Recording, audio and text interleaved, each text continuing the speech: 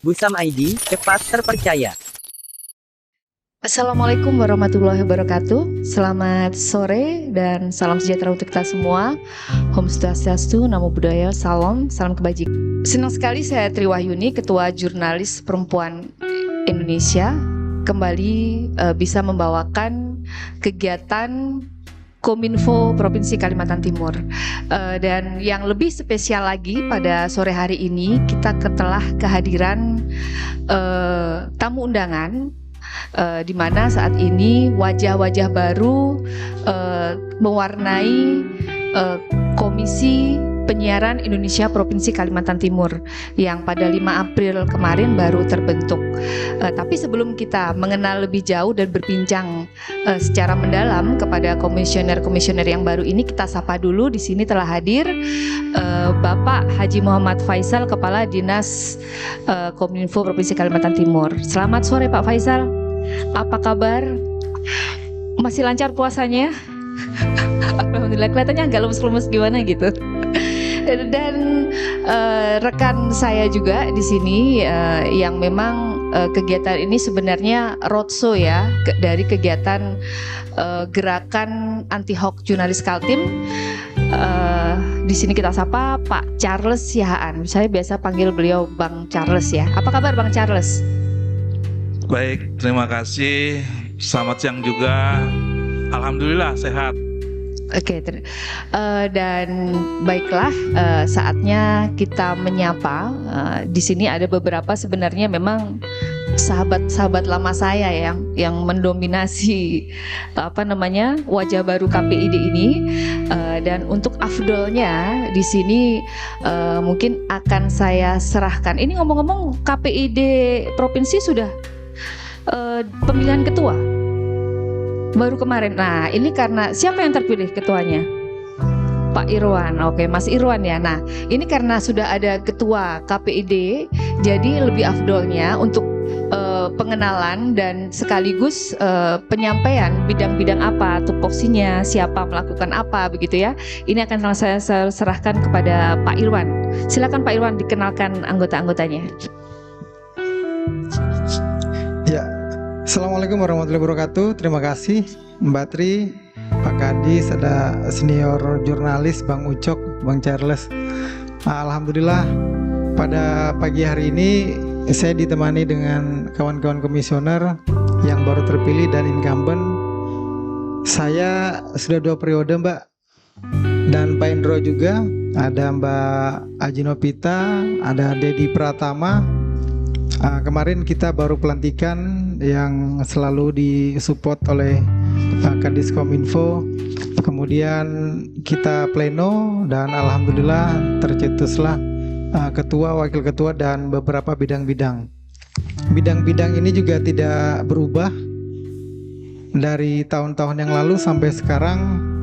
Saya sebagai ketua KPD Kaltim dan Ali Yamin Ishak sebagai wakil ketua, dan Dedi Pratama sebagai Korbit Kelembagaan, Pak Endro anggota Korbit Kelembagaan, kemudian Mbak Aji Nopita ini adalah Korbit Pengawasan Isi Siaran, dan ada lagi satu bidang PS2P atau sering disebut bidang perizinan, sekarang dijabat oleh Bang Hajatur Ramsah.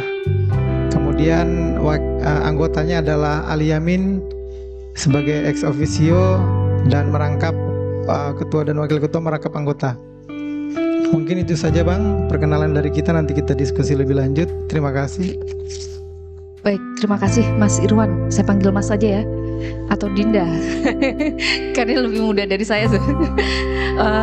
Mungkin saya kembali dulu ke Pak Kadis ya. Pak Kadis bisa dibawa, dipegang mic-nya. Jadi kita tahu bahwa selama ini Kominfo sendiri sangat getol ya untuk memerangi hoax ini gitu. Bahkan beberapa kegiatan memang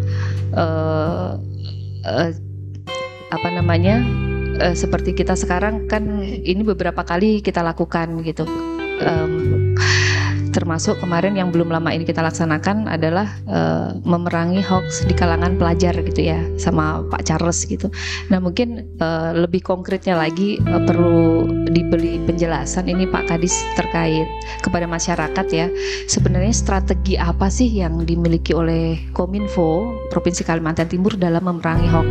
Dan di sini kalau kita berbicara strategi ini kan tidak hanya merujuk pada roadmap-nya saja, tapi bagaimana aplikasinya gitu atau teknik operasionalnya sekaligus gitu.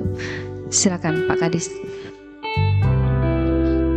Saya kira yang penting kita pahami dulu apa itu hoax ya, dan di masyarakat branding hoax ini terus digaung-gaungkan oleh pemerintah pusat, dan kami juga di daerah diminta untuk menggaungkan sehingga masyarakat paham akan bahaya hoax ini. Nah, strateginya saya kira tidak ada yang khusus. Kita ingin melibatkan semua masyarakat, semua lini paham dan mengerti hoax. Karena hoax ini kalau kita perangi capek kita perangin satu, ada lagi dua. Kita perangin dua, ada lagi tiga. Mati satu, tumbuh 1000 dia. Akan tumbuh terus. Jadi strategi yang digunakan adalah memberikan pemahaman kepada masyarakat bahwa dia sadar bahwa hoax itu berbahaya. Dia tahu bagaimana cara mengatasi hoax atau ada berita-berita aneh, untuk tidak saling men-share, tidak saling berbagi, tidak langsung percaya dengan sebuah berita. Melalui media juga kami melakukan penangkal-menangkal ya, tetapi itu hanya sekedar untuk memberikan pemahaman kepada masyarakat saja yang isu-isu yang agak dominan. Tapi selebihnya di pusat dan di daerah kita sepakat lebih baik kita memberikan pemahaman kepada masyarakat tentang hoax. Jadi bukan kita perang dengan satu masalah, tidak. Tetapi kita berikan pemahaman semuanya tentang hoax itu, baik dari generasi muda hingga ke generasi tua. Sehingga ketika dia menerima informasi itu paham untuk melakukan check and recheck, tidak mudah langsung percaya, kan itu yang kita berikan pemahaman. Mungkin kalau konkret pelayanannya sendiri seperti apa Pak Kadis? Ya itu yang pertama dulu ya, memberikan pemahaman. Dan yang kedua tentu saja kita melakukan sosialisasi secara konvensional. Ya, konvensional bisa melalui semua saluran media. Jadi melalui media massa saat ini kita kategorikan media massa, kita bercerita tentang bahaya dan apa itu hoax. Kemudian melalui media kelompok, pertemuan-pertemuan terbatas, kita juga melakukan sosialisasi ke pelajar, ke ibu-ibu, ke semua kalangan yang kita anggap bahwa mereka belum paham tentang hoax. Kemudian di setiap pertemuan seluruh pejabat di pemerintah Provinsi Kalimantan Timur dalam sebuah kesempatan rakor saya selalu menyampaikan untuk juga membantu kami memerangi hoax di bidangnya masing-masing ya. Jadi tidak bisa kita perang hoax ini dengan kekuatan sendiri, kemudian perang terus mengkanter terus juga nggak akan pernah selesai ya. Jadi satu-satunya cara adalah memberikan pemahaman hoax itu seperti apa. Menjadi tanggung jawab bersama begitu ya? Ya benar. Kata kuncinya adalah ini menjadi tanggung jawab kita bersama. Di sekolah bukan cuma kita memberikan pemahaman kepada siswa atau pelajar saja, tetapi kita perlu memberikan pemahaman kepada para guru. Dalam sebuah kesempatan kita pernah melakukan sosialisasi tahun lalu. Ketika kita sosialisasi PPID, kami selipkan materi-materi anti hoax di 500-an guru se-Kalimantan Timur. Jadi memang harus semua, dan ini adalah PR kita bersama Dan yang paling penting itu adalah kenapa ini menjadi PR kita bersama. Nah, ini yang kita perlu memberikan pemahaman bahwa hoax ini akan mengancam sendi-sendi kehidupan kita, bisa menghancurkan persatuan dan kesatuan kita, sehingga ini jadi PR semua masyarakat dan kita semua. Baik, terima kasih Pak Kadis. Saya beranjak ke Bang Charles deh. Nah ini, bagaimana bahaya hoax itu bisa mengancam integrasi sebuah bangsa gitu ya. Tadi seperti disampaikan Pak Kadis. Kalau dari kacamata Bang Charles sendiri sebagai penggiat gerakan anti hoax, sebenarnya isu-isu apa sih sekarang ini yang lagi tren digoreng untuk menjadi hoax gitu? Dan sejauh mana sih Bang Charles merasuknya hoax itu gitu ke kalangan masyarakat? Baik, terima kasih. Yang pertama-tama tentu kita ucapkan dulu selamat ya kepada KPID yang baru. Oh iya, lupa saya. Selamat. Ada yang wajah lama, ada yang wajah baru. Jadi ada 7 orang ya, sebulan ada 4 orang di sini. Yang saya ingin katakan sebenarnya selamat masuk ke dalam ekosistem komunikasi dan informatika. Di dalamnya itu sekarang ada dirijennya. Dirijennya adalah Pak Faisal. Pak Faisal ini dirijen dalam seluruh komunikasi tadi, komunikasi dan informatika. Di dalam komunikasi dan informatika itu ada kami orang pers ya kan, ada KPID gitu kan, ada Komisi Informasi, ada yang satu isu yang juga harus kita pahamin, ada hoax yang masuk dalam bagan dalam Kominfo. Jadi ada banyak kepala bidangnya, ada bidang Pak ya dimasuk dalam kepala seksi. Artinya sudah sangat luar biasa. Hoax itu bukan hanya jadi cerita saja, tetapi menjadi agenda dari pemerintah semuanya, ya kan? Mulai dari Kominfo pusat itu luar biasa, sudah ada yang namanya penangkalan hoax yang artinya kita melihat bahwa ini emang bahaya sekali. Pemerintah sudah sangat luar biasa bahayanya. Tiap hari itu ada ratusan atau puluhan lah ya yang pasti di-posting oleh Kominfo pusat tentang hoax itu. Nah, saya ingin katakan bahwa tadi pertanyaannya adalah berbahaya. Iya, memang berbahaya banget gitu. Kalau bilang tadi saya setuju juga dengan Pak Faisal bahwa memang ini sesuai dengan peradaban. Peradaban itu bahwa nggak mungkin ini barang ini hapus, hilang, tidak ada.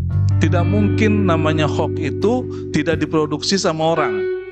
Tidak mungkin, sepanjang ada manusia, sepanjang ada peradaban, maka hoax itu akan tetap ada. Nah, maka tadi cara satu-satunya adalah yang seperti kita kutip dari Pak Kadis Kominfo, emang hulunya harus dibuat cerdas. Harus dibuat cerdas bagaimana literasi digital bisa dilakukan di semua lini. Nah, kebetulan karena KPID ini adalah pintu masuk gitu ya. Pintu masuk. Kita ini penjaga semua loh. Komunitas ekosistemnya Kominfo, kita ini penjaga semua, penjaga gawang. Begitu ya, saya penjaga gawang di media, Mbak hostnya juga, apalagi dirijen.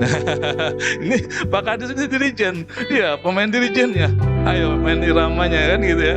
Nah, ini semua kita menjaganya. Maka yang kita harus lakukan sekarang adalah bagaimana kewenangan yang diberikan oleh negara kepada KPID, kepada saya juga, kepada Pak Kadis untuk sama-sama menangin hoax. Saya kira sampai situ dulu pertanyaannya supaya bisa berlanjut lagi. Silakan Mbak Tri. Baik, jadi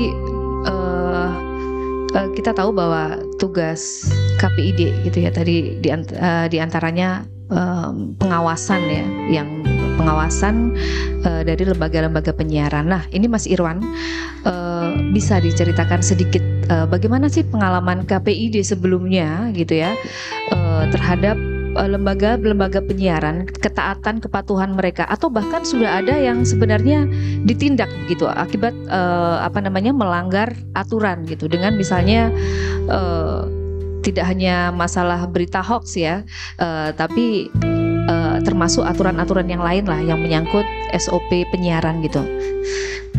Dan mungkin ancang-ancang apa sih Mas Irwan ini strategi dari KPID yang baru sekarang gitu ya, untuk karena kita bicara hoax sekarang, untuk mencegah hoax dulu saja gitu. Ya, terima kasih Mbak. Sebelum kita berbicara tentang bagaimana hoax dan selanjutnya, mungkin saya akan memperkenalkan apa sih KPI. Ya kan, kebanyakan di luar itu KPU, KPI dan KI. Bahkan ya ada beberapa anggota DPR juga Bang masih kebingungan ini KI atau KPI gitu kan. Kadang-kadang pada saat sambutan salah menyebut KI padahal kita KPI kan ya. Nah, KPI ini adalah salah satu lembaga negara sebagai regulator penyiaran. Sebagai regulator penyiaran, kalau di KPI pusat itu menyusun, menetapkan, dan kita adalah KPI di daerah, berarti kita mengawasi pelaksanaan pedoman penyiaran dan standar program siaran. Dan tugas KPI ini kan kami mengawasi apa yang telah ditetapkan oleh KPI. Dan kemudian ada Undang-Undang 32. Undang-Undang 32 ini salah satu juga menjadi tugas kewenangan kami untuk menjaga masyarakat ini mendapatkan layanan yang sehat, yang baik atau tidak, yang sesuai hak asasi siaran sehat gitu ya. Melalui siaran sehat dari Kaltim Siaran Sehat.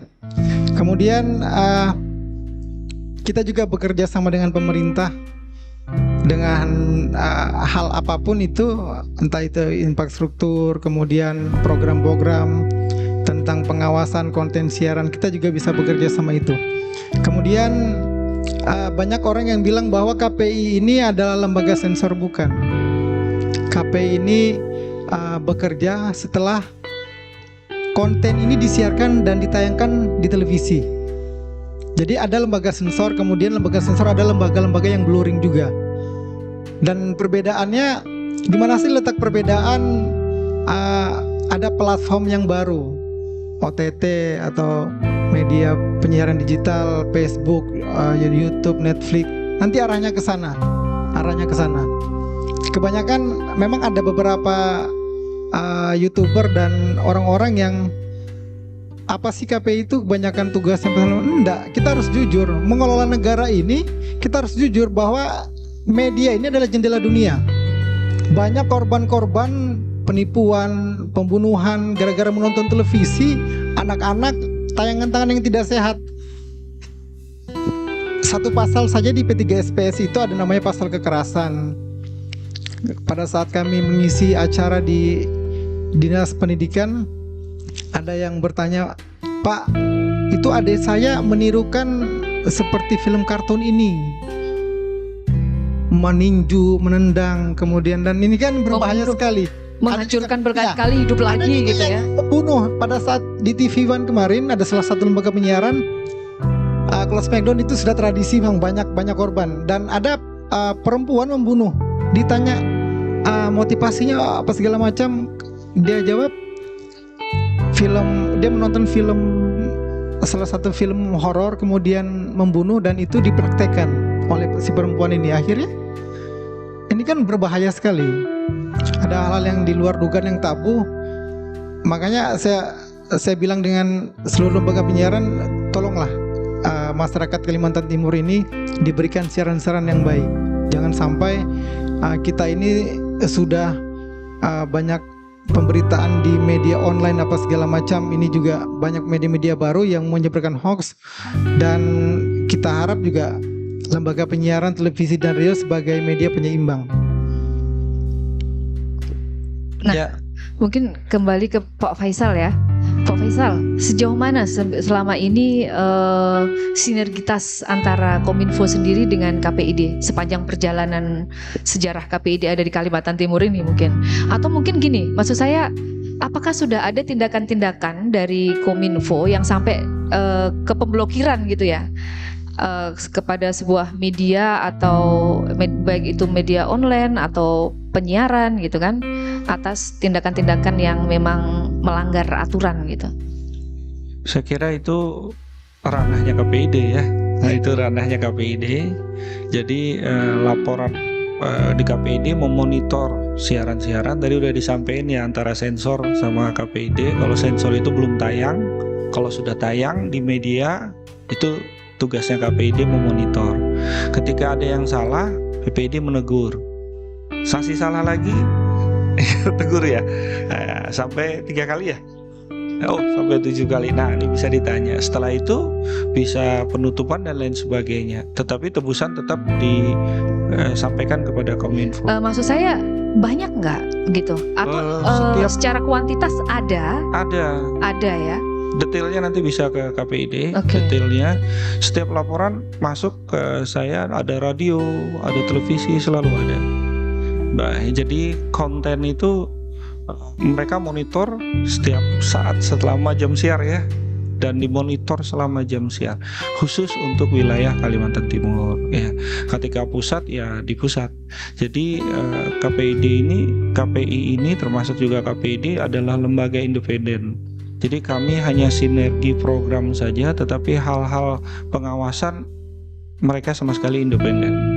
Ya, kita hanya sinergi dengan beberapa hal yang program yang bisa kita lakukan bersama-sama. Contohnya saat ini lagi rame kita sedang mensosialisasi ASO ya, analog switch off ya, ke televisi digital. Insya Allah nanti 30 April Kalimantan Timur salah satu. Nah ini kita kerja bersama-sama. Nah mungkin sekalian itu Pak terkait ASO itu sudah sejauh mana Pak? Oh, ASO ini kita mungkin saya berani klaim sebagai provinsi pertama kita mematikan analog. Paling siap. Oh, jadi paling siap. ASO ini tahun lalu sebenarnya mulainya 30 Maret kalau nggak salah, 30 Maret 2021 kita udah siap, hanya 5 kalau nggak salah provinsi kita udah siap. Ternyata programnya dimundur ke 17 Agustus. Kita udah siap Agustus, mundur lagi 30 April. Jadi kita bertanya, nggak siap tuh siapa sih? Jadi ini 30 April kita udah siap, seluruh penyiaran lokal ya, lembaga penyiaran lokal ya, itu semua sudah beralih ke digital. Mungkin mau sedikit disosialisasikan juga Pak. Ini kebetulan kita lagi membahas TV analog ini kan kepada masyarakat. Sebenarnya mungkin apa sih perbedaannya gitu kita di saat nanti TV analog itu akan dimatikan dengan TV digital gitu, dan bagaimana cara masyarakat itu mengaksesnya begitu. Saya mulai dulu cerita TV digital. TV digital itu kita Indonesia satu-satunya negara yang paling terakhir, paling lambat di dunia. Di ASEAN saja semua sudah beralih ke digital, kita enggak. Ya. Nah, analog sama digital dari nama saja sudah berbeda. Di analog itu banyak keterbatasan frekuensi di sana, sehingga radio, televisi itu udah sulit tambah. Sulit juga berkembang karena keterbatasan frekuensi. Nah, sehingga semuanya diharapkan beralih ke digital. Dengan adanya digital, lebih simpel, lebih praktis, secara teknologi lebih canggih dia. Nah, contoh di Provinsi Kalimantan Timur kita mendapatkan 6 MUX ya, multi-flying atau multiplexing ya, MUX ya, dari nasional lelangnya 6 MUX di Kalimantan Timur. Setiap MUX itu kalau dia pakai siaran HD digital itu bisa 6 sampai 8 televisi. Apalagi kalau dia nggak HD, dia bisa sampai 10 sampai 12. Nah, kita ambil minimum saja 6 kali 6 berarti ada 36 peluang TV digital di Kalimantan Timur. Apalagi 8 kali 6 bisa 48 televisi digital di Kalimantan Timur. Ini sebuah peluang usaha, peluang kerja, kesempatan yang luar biasa bagi seluruh warga masyarakat dan Kalimantan kemudahan Timur. bagi masyarakat juga ya. Untuk menjangkau gitu. Nah, ini dari sisi penyiaran saja ini. Nah, dari sisi masyarakatnya, kalau dia nonton analog itu pasti tidak bersih.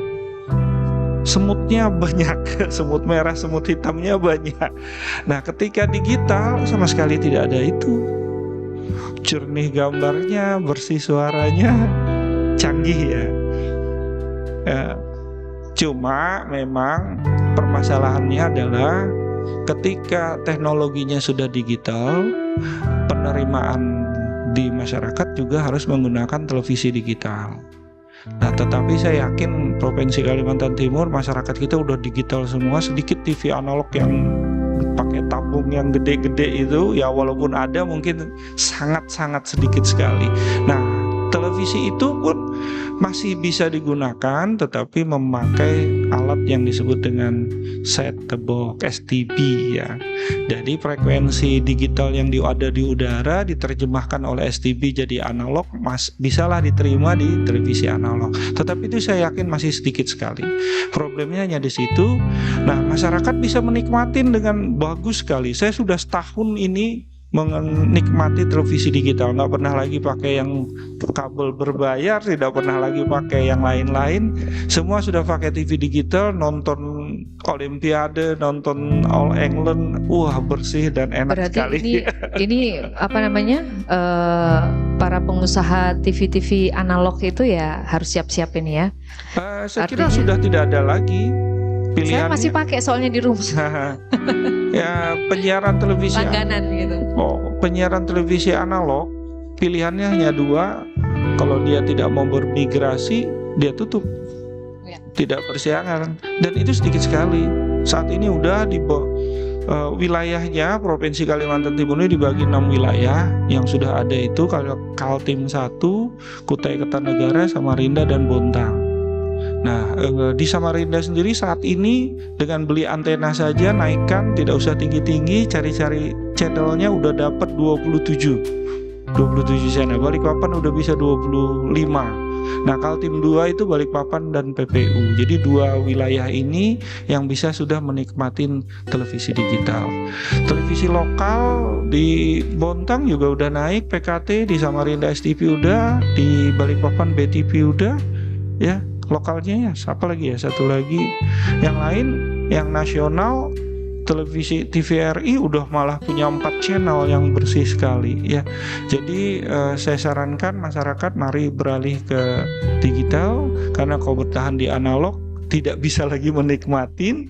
Jadi antenanya gampang didapat di toko-toko, beli saja, kemudian dicari channelnya, gampang sekali. Artinya antena yang digunakan pun tetap ada antena luar, antena dalam yang seperti kita pakai biasanya itu gitu ya. Jauh lebih bagus yang di luar ya. Oke. Ini mungkin kita kembali ke laptop. Ini agak melenceng sedikit ya tadi TV kita. Kembali ke Bang Charles deh. Bang Charles, ini terkait dengan hoax ya. Masih terkait dengan hoax. Dari sudut pandang penggiat gerakan anti hoax nih, kita kan sebentar lagi akan memasuki tahun politik gitu ya. Mungkin PR apa sih ini buat teman-teman di KPID ini yang sekiranya menjadi pekerjaan rumah gitu ya, untuk itu tadi bagaimana mengkondisikan lembaga-lembaga penyiaran ini benar-benar pure menyiarkan berita-berita yang memang benar-benar relevan, tidak disetir oleh kepentingan-kepentingan politik seperti itu. Ya baik. Ya tadi kan kita sudah hampir ngejelasin bahwa hoax itu sesuai peradaban, bahwa besok itu ada kemarin pandemi misalnya kan, hoax itu wah pokoknya soal pandemi itu gila-gilaan. Isu kesehatan itu ya. Isu kesehatan itu kan, kemudian ada nggak usah jauh-jauh kemarin banjir misalnya, banjir di di Kutai Timur itu kan, itu luar biasa hoax tentang buaya. Isu minyak goreng sekarang. Isu minyak goreng kan, minyak goreng. Jadi sesuai semua perkembangan zaman bahwa apa yang sedang dibicarakan itu dia akan memunculkan orang-orang yang kreatif. Harus diingat ya, hoax itu diproduksi oleh orang-orang yang kreatif, orang yang pinter, ya kan sebenarnya. Jadi kita nggak bisa akan menangkal bahwa kita lebih pinter, kita dicerdas. Enggak, lebih pinter lagi dia, lebih pinter lagi. Kalau istilah itu maling itu lebih pinter gitu ya. Ya kan? Nah, itu besok kita akan masuk tahun 2024 adalah pemilu. Nah pasti kita sudah tahu ini isunya bakal rame, bakal sangat luar biasa. Pengalaman tahun 2019 lalu ada cebong dan kampret. Nah itu kan, itu sampai sekarang membekas, sampai sekarang. Itu yang termakan isu-isu tentang hoax tadi juga. Di sanalah mereka menumpang menumpang itulah senjata ya, menumpang masanya, buzzernya. Hoax akan dilemparkan ke media sosial, kemudian media sosial akan menyebarkan itu, ditangkaplah sama buzzer-buzzer ini. Buzzer-buzzer itu nggak dibayar. Mereka itu kalau pendukung A, kalau ini suka disebar. emang ada yang dibayar, tapi banyak juga yang tidak dibayar. Nah, jadi isu ini akan besar.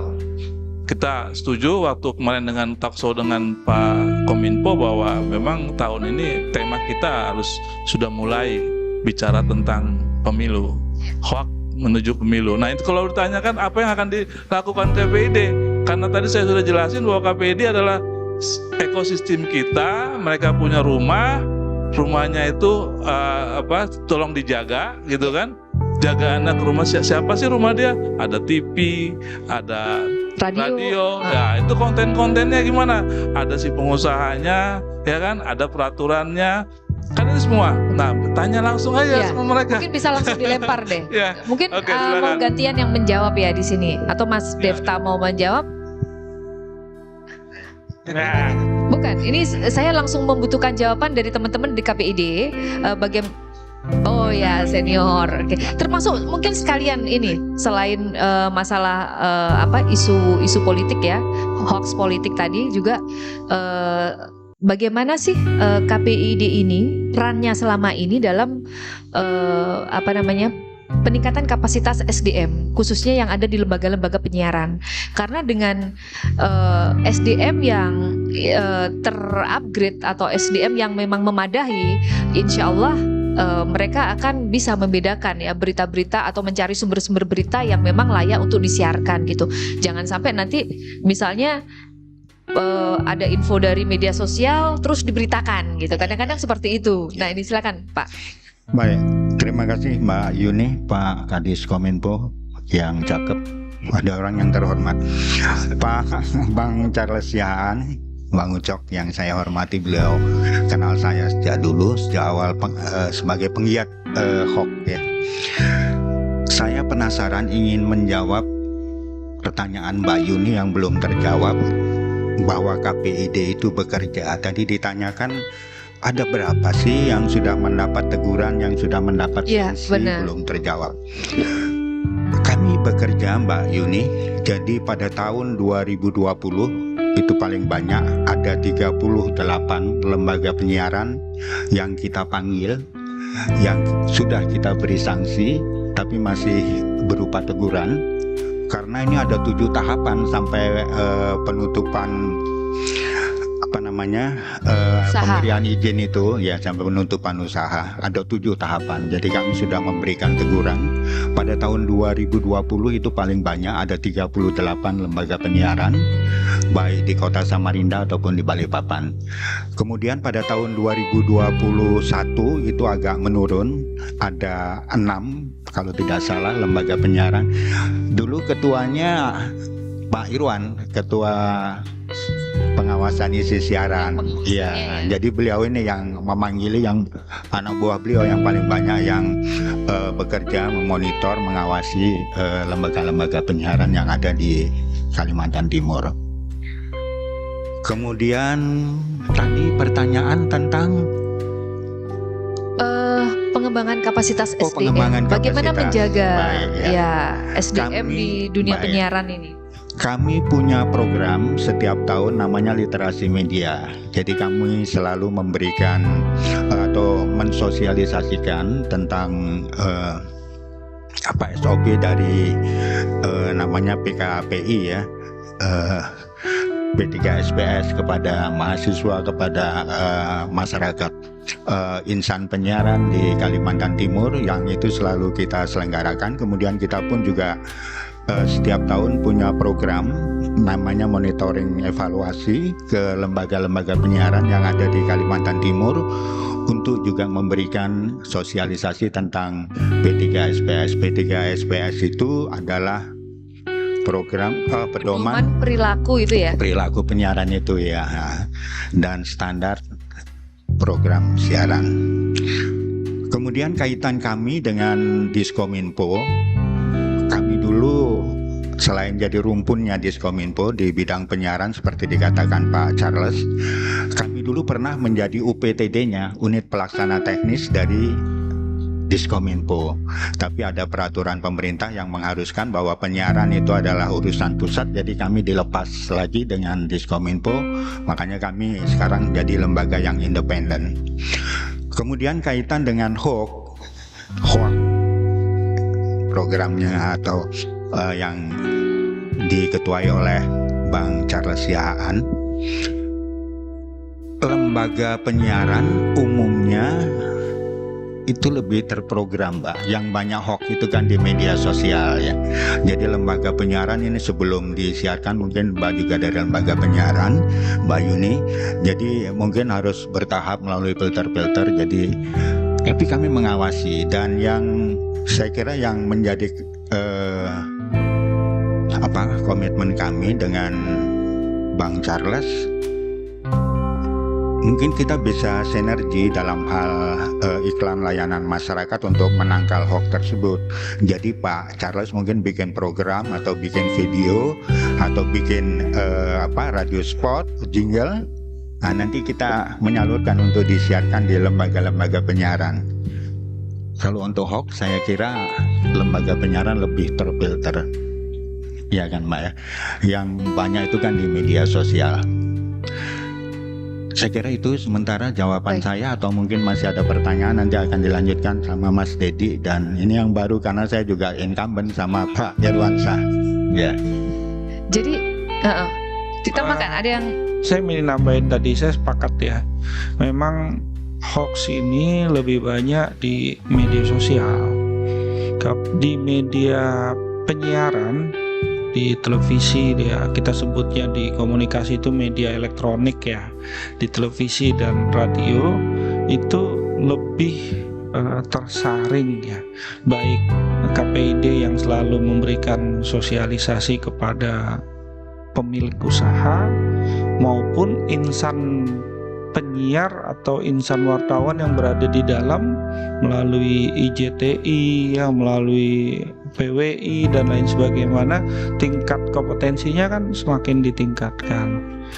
Di media cetak juga begitu, di media online juga saya yakin begitu. Nah, sekarang yang jadi isu agak rame ini ketika nanti menjelang 2024. Ini saya PNS, nggak boleh banyak omong nanti salah. Yang banyak di 2024 itu adalah pengaruh besar dari pemilik usaha. Ketika wartawan tidak, tapi pemilik media beraliansi ke salah satu, nah ini dia kuning ke kuning, dia hijau ke hijau, dia merah dia merah. Ini yang memang dari tadi ingin saya tanyakan juga ke teman-teman KPID kan ini. Agak sulit di luar ranah kita.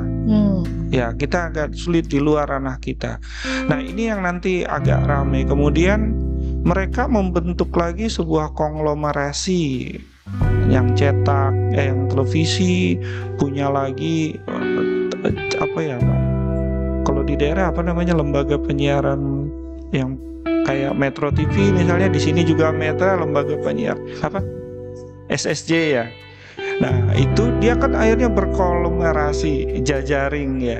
Dia punya radio juga, dia punya media online juga, dia punya media cetak juga. Akhirnya isu yang diangkat atau ada isu yang nggak boleh dinaikin jadi tidak naik. Nah, ini sebenarnya PR kita yang kadang-kadang di luar ranah kita. Tapi secara normatif saya yakin semakin tahun semakin terjadi peningkatan yang bagus di media kita.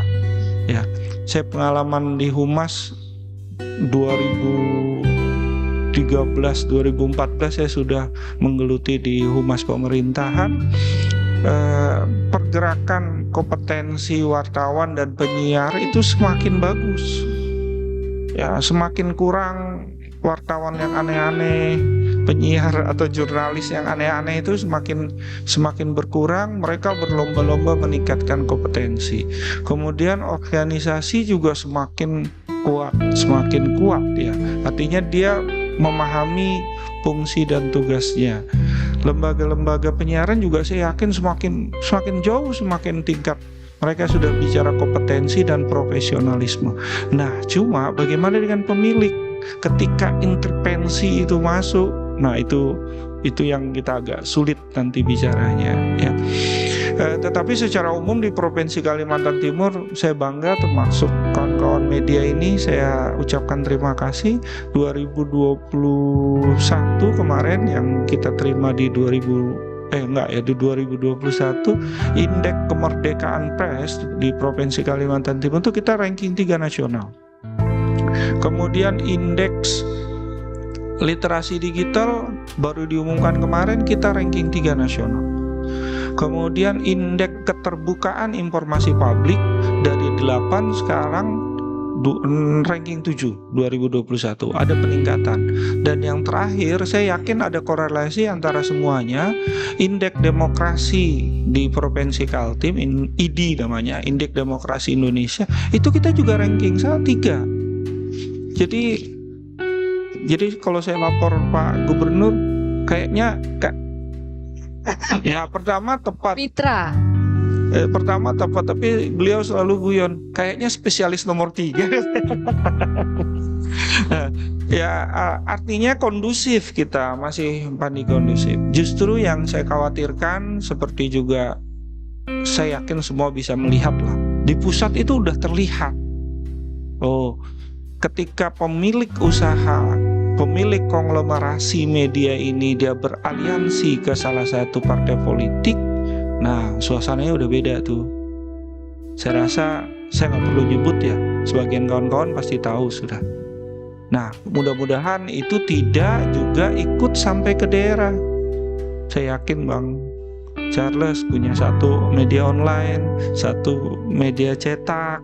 Ketika nanti beraliansi ke partai politik, apakah Bang Charles juga bisa menjamin independennya? Nah, ini yang mari kita sama-sama menjaga itu dan memberikan pemahaman. Sekira itu. Baik.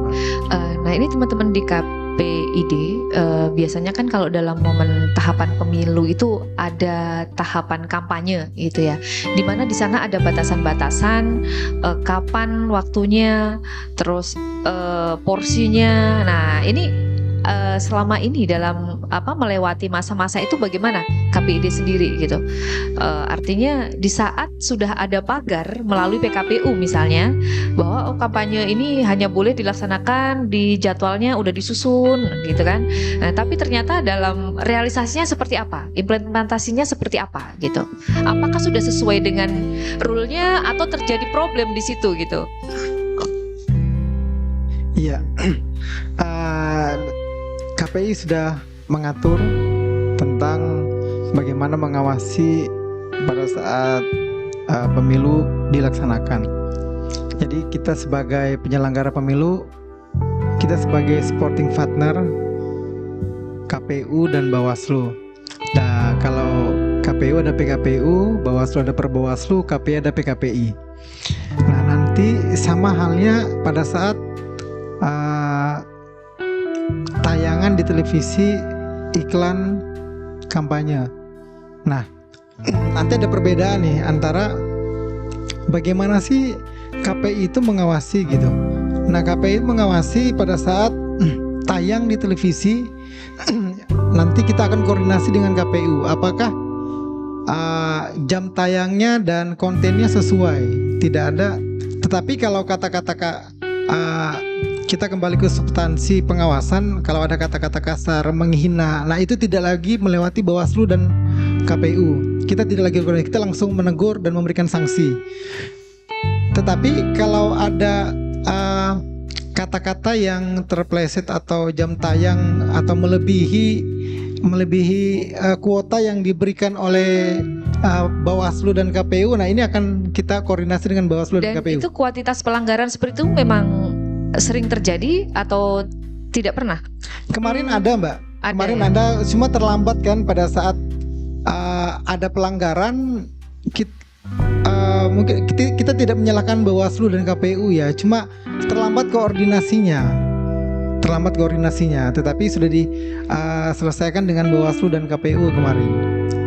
Oke. Seharusnya kan sebelum kampanye kita diminta, kemudian 2019 kemarin sudah kita sampaikan seharusnya pemilu ini kita harus melakukan kerjasama yang intens. Nah kemarin itu sekitar sebelum Saya ngobrol-ngobrol dengan Bang Akbar komisioner sebelumnya, ada pelanggaran cuma terlambat koordinasinya aja. Akhirnya pelanggaran itu sampai tindakan apa, Mas? Ya hanya teguran tertulis saja, teguran tertulis. Jadi artinya memang kalau bahasanya seperti itu, kalau saya menyimpulkan bahwa bisa dibilang sebenarnya itu apa ya? Kalau tergantung rapat koordinasinya yang terlambat, ya kan, dalam hal penindakannya itu kan, itu ya masih masuk ranah abu-abu gitu ya, Pak Charles ya. Gimana kalau menurut Pak Charles ini? yang netral kan gitu. Ya, banyak yang abu-abu sebenarnya, banyak sekali. Apalagi tadi kan kita sebut itu biasanya yang terjadi hoax itu juga muncul di situ, framing sebenarnya. Bagaimana ada kelompok tertentu yang memang dia pro kepada si A, itu akan memframing berita-beritanya menjadi, ya kan framing itu pasti hoax sudah, berita bohong. Walaupun mungkin kadarnya disembunyikan, walaupun sangat itu tadi kan dibuat oleh orang-orang pinter, ya. Betul ya, dibuat orang pintar. Framing itu adalah perbuatan orang pintar, kemudian dia memframing dalam sebuah tayangannya itu tentang si B, bahwa ini di downgrade lah istilahnya, di downgrade kan, dijatuhkan, bagaimana itu nggak bisa, agak sulit itu memang untuk ditegur, karena ini sesuai fakta, sesuai dengan berita, memenuhi kode etik semua gitu kan, itu agak rumit itu. Nah, sebenarnya bisa saja kalau misalnya saran sih, kalau misalnya di KPID itu nantinya pas saat mau yang kayak gitu-gitu jangan cuma sendirian kerjanya. Nah, libatkan orang media, apa ini framing apa bukan? Gitu loh. Kalau aja media jadi tim ahli gitu ya. Iya. Ya. Ada lagi kan kalau proyek baru. Ya. Jadi itu yang penting, mungkin itulah saya kira ya, bagaimana KPID juga, karena perkembangan zaman ini hoaknya semakin canggih, KPID-nya juga harus semakin canggih. Itu aja sebenarnya. Oke. Mungkin Tambahkan. tambahkan silakan. Mau nambahkan ya?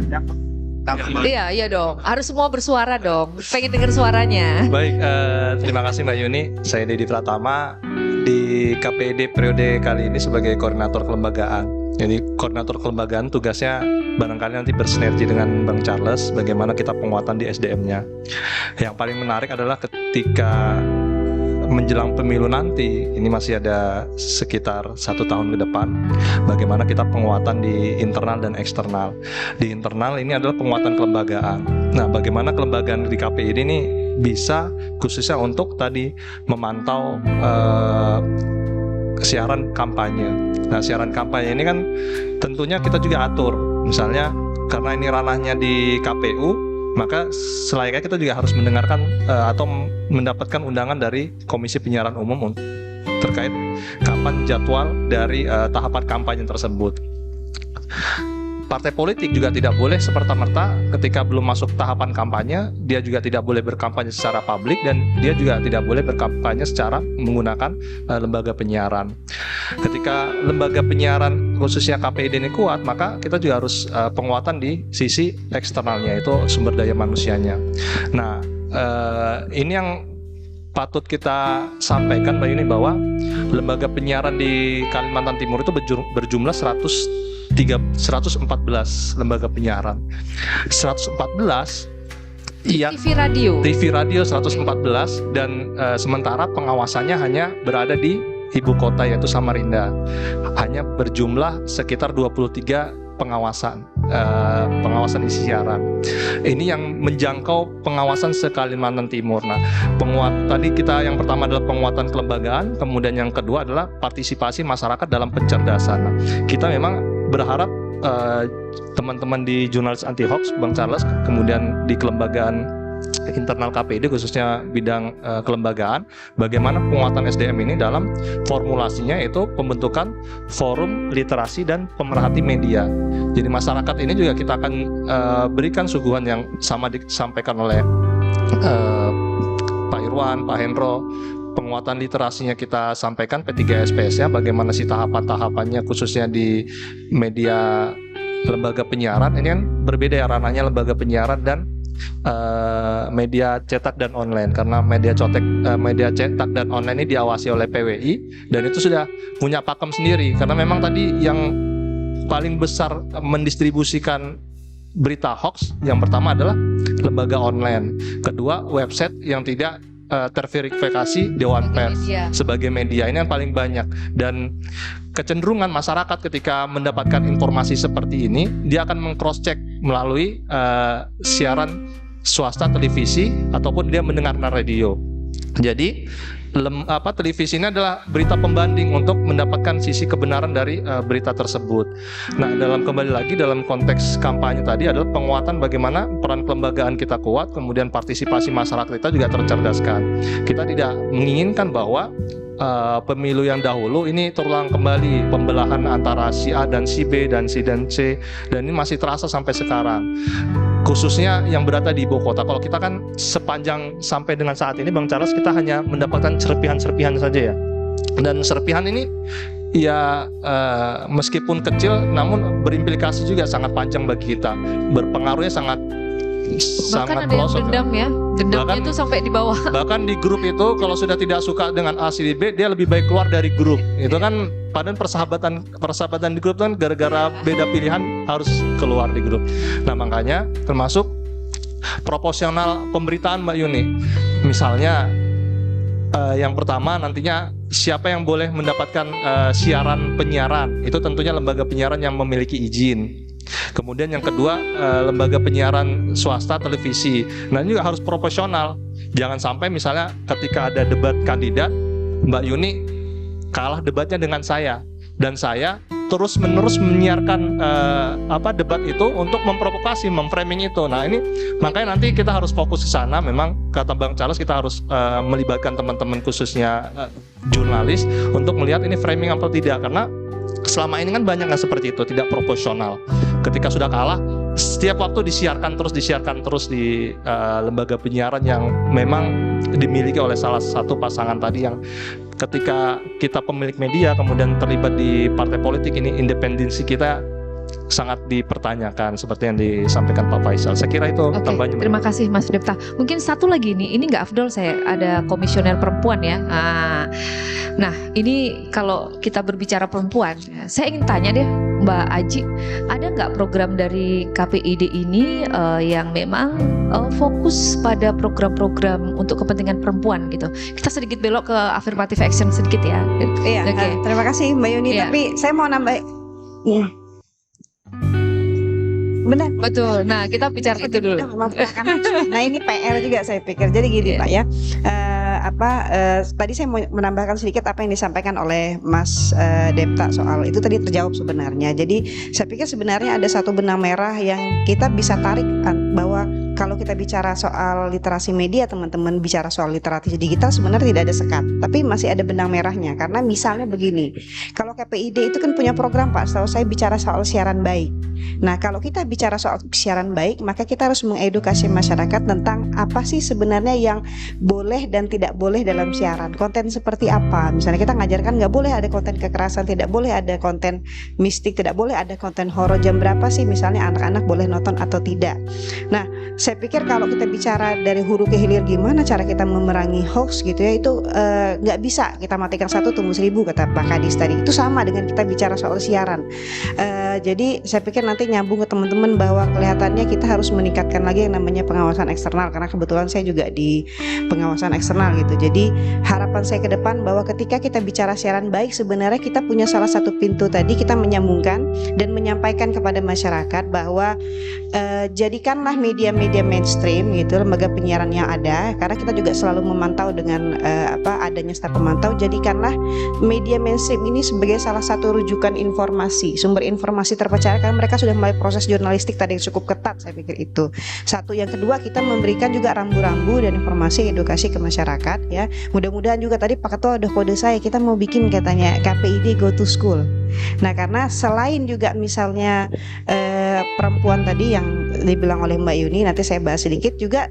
Ini menarik nih, generasi-generasi milenial nih ya, generasi-generasi yang luar biasa kreativitasnya tuh saya lihat tuh. Jadi anak-anak muda ini karena kayaknya penting juga kita bicara. Jadi ketika kita bicara siaran baik, bagaimana sih seperti kaidah-kaidah, saya pikir nanti kita akan sambungkan. Jadi tolong ya, nanti seandainya kalian mengakses informasi di luar dari itu, konfirmasi dulu. Itu satu. Yang kedua, kalau ada misalnya unsur-unsur kekerasan, ada unsur mistis, ada unsur apa misalnya gitu, tolong jangan akses lagi misalnya, itu kita arahkan Pak, gitu ya.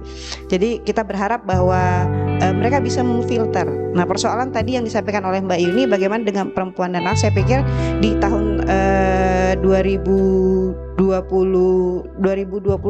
bulan Agustus, setahu saya KPID Pusat itu sudah melakukan MOU kalau tidak salah dengan Kementerian Perempuan dan Anak ya. Jadi waktu itu mereka punya kesepakatan bagaimana cara kesepakatan dan kesepahaman bahwa lembaga penyiaran itu ke depan harus lebih concern lagi pada persoalan pelindungan perempuan, juga pemberdayaan dan pelindungan anak. Nah, itu nanti mudah-mudahan nanti atas izin Pak Ketua dan teman-teman komisioner yang lain, mungkin kita bisa tindak lanjutin itu di tingkat daerah, karena saya pikir itu juga bagian amanat dari PKPI nomor 1 dan 2, karena kita punya banyak program termasuk soal forum pemerhati itu ya. Siap bersinergi ya. Mudah-mudahan juga ya, di sini ada Bang Ucok. Saya walaupun wajah baru di KPID, tapi wajah lama di hati Bang Ucok ya. Semua unit teman lama gitu. Nah, ini menarik karena memang hasil riset dan surveinya ya, setahu saya hasil riset dan surveinya itu memang kan yang paling banyak sekali menyebarkan dan menerima informasi tentang hoax itu adalah perempuan. Jadi saya berharap ke depan bahwa yang penting kalau kita sudah punya satu kesepahaman, kita akan cari peluang bagaimana caranya gitu ya, supaya kita tetap bisa mengedukasi lebih luas lagi, mudah-mudahan dengan teman-teman jurnalis, karena penting sekali ini saya pikir. Ya, terkait juga tadi persoalan framing ya, karena pengalaman saya juga dulu di pada saat saya menjadi saya pernah menjadi LO gitu di salah satu konsultan pemilu waktu itu. Jadi memang saya rasa pengawasan itu masih hanya bersifat kontennya seperti ini, kemudian tayangnya seperti ini, tapi yang lebih kepada zona yang abu-abu itu memang belum ada. Saya lihat seperti itu. Jadi itu lebih memang persoalannya dari hulu. Itu memang harus dari hulu. Jadi itu yang menarik bagi saya. Terus persoalan siaran baik tadi, harapan saya sih ke depannya sebenarnya dengan edukasi yang kita lakukan ini bisa menggeser yang namanya bagaimana preferensi penonton atau preferensi pemirsa kalau kita bicara siaran baik. Jadi harapan saya kan kalau kita lihat sekarang tuh hasil surveinya itu ya, Mbak Yuni kalau nggak salah dari Nielsen ya, itu kan durasi produksi programnya memang banyak berita, tapi ternyata durasi menontonnya itu hiburan dan sinetron. Beritanya nggak ada yang nonton gitu. Sedangkan kita mengajak orang dari hulu bicara soal kita mau tangkal hoax nih, tapi kalau kemudian orang tidak mengkonfirmasi itu lewat lembaga penyiaran, nah ini kan menarik juga. Nah, mudah-mudahan informasi ini nanti sampai. Nah, saya pikir di sini mungkin nanti bisa bersinergi. Jadi harus dianalisa lagi nih triknya seperti apa gitu ya, nanti dimanajeri oleh Pak Kadis lah saya pikir ya. Jadi kita bisa ikut masuk. Iya gitu. Itu lebih ke situ. Saya pikir masih bisa nyambung selama dia ada kaitan dengan jurnalistik, dia berhubungan dengan informasi ya kan, dan komunikasi. Kasih. Mungkin satu lagi deh. Jadi kalau harapan KPID sendiri, ini terserah nanti siapa yang jawab ya, terhadap mitra-mitranya gitu kan, mitra-mitra dari lembaga penyiaran seperti apa sih ke depannya gitu. Siap. Ya. KP ini kan berfungsi sebagai media informasi, hiburan dan pendidikan. Dan kami sangat mengharap dan selalu kami sampaikanlah dengan jujur, bekerjalah dengan jujur kepada seluruh lembaga penyiaran. Pada kita ada pertemuan Mbak, kita sampaikanlah dengan jujur bahwa berita itu ya sangat layak kita konsumsi begitu. Tidak lagi orang-orang masyarakat Kaltim ini mengawang-awang berpikir ini bagus ditonton atau enggak ya, sudah cukup lah. Kita kan negara Indonesia ini tidak seperti negara-negara yang di luar seperti Korea Utara, China itu sudah memfilter, tidak memakai Facebook yang dipakai sekarang. Dia punya Facebook sendiri karena dia tahu tidak bisa kalau kita memakai produk-produk luar yang tidak bisa dia filter, akibatnya dampaknya besar Mbak, untuk negara itu besar. Generasi hancur, pembunuhan, pemerkosaan dan lain-lain segala macam. Ini Ini kan tergantung ketegasan negara aja sebenarnya. Kayak seperti Bang Charles ya, ketegasan pemerintah. Undang-undang itu tidak cukup. Tetapi ada ketegasan pemerintah bahwa ada ruang yang harus ditutup. Ruang komunikasi informasi yang ditutup. Platform OTT digital ini harus dipertegas. Ketika platform Facebook sekarang itu berbahaya, maka tutup. Ketika platform YouTube, Netflix berbahaya buat generasi, ini tutup. Ini harus ada ketegasan. Tidak perlu dan tidak cukup regulasi yang diatur sekarang, itu tidak cukup. Harus ada ketegasan dari pemerintah. Dan kami sampaikan kepada seluruh lembaga penyiaran, jujurlah untuk menyiarkan siaran-siaran televisi maupun radio. Dan masalah pemilu tadi memang banyak sekali pada saat kita ngisi di RRI memang ada sering ini kecolongan. Belum waktunya kampanye, caleg dan pasangan calon ini duluan kampanye, Bang. Dan mungkin alasannya karena belum diatur gitu ya. Karena tahapannya belum diatur. juga gitu, Mbak ya. Kekosongan hukum gitu kan. Dan memang itu selalu seperti itu, akan berulang. Banyak telepon masuk kan begitu. Iya. Pak, ini 3 bulan yang lalu belum ada tahapan kampanye, kok duluan kampanye? Nah, itu juga bukan kewenangan Bawaslu, juga nggak sampai ke situ, apalagi KPI kan begitu. Nah, cuma nanti akan kita tindak lanjut yang seperti itu, Mbak. Terima kasih. Baik, mungkin closing statement ya. Ini karena waktu sudah. Oh ya. Oke, silakan, Pak. Jadi yang namanya hoax itu bukan pada persoalan di berita saja. Jadi hoax itu juga muncul di hiburan, muncul juga di edukasi, siaran-siaran edukasi. Ini yang bahkan ke sinetron Ajab dalam kubur gitu ya. Hoax juga yang itu. hiburan itu pasti inget nggak kalau yang namanya pamer harta itu kan? Bahkan sekarang terbongkar, ternyata harta yang nggak ada itu kan hoax semua itu barang. Hanya untuk menaikkan citra dirinya, kemudian artis misalnya itu kan, nah itu kan dibolehkan sama televisi, tayangan televisi. Nah, makanya kalian ada di mana di situ? Kan itu pertanyaannya, mestinya. Itu adalah barang-barang yang pembohongan di dalam dunia hiburan, kan gitu.